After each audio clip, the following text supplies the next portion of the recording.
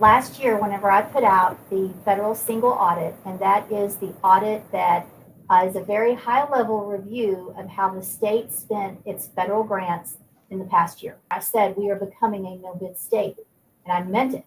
Yes, The I remember one that. thing that controls expenditures is competitive bidding.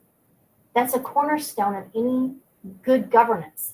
You want to make sure you're getting the best price for the taxpayer.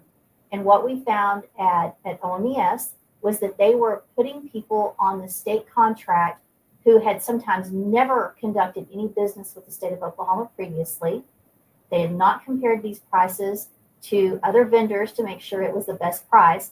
In fact, I believe in our report, we connected some of the dots, how it was an inside crowd who was getting some of these contracts and getting to be on state contract. If you have stronger competitive bidding laws, it will force the spending of your money to be done in such a way that it's transparent.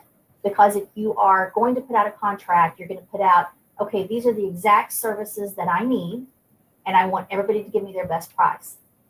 When you don't have an RFP process, you get vague contracts with vague invoices, and you have no idea what you paid for, or if you paid too much, or if the vendor underperformed. It's a big problem. That is the number one thing that needs to be sharpened up in the state of Oklahoma and at all levels right now. Do you know this? The whole issue of tourism, why we're doing the investigative audit, relates to lack of bidding. And do you know that this year there was another law put forth that would take away some of the competitive bidding requirements for tourism? Why are we continuing to dilute our competitive bidding laws if we are standing on the fact that we are going to be more accountable and transparent? I can't answer that question, but I think that's a good question to ask for legislators.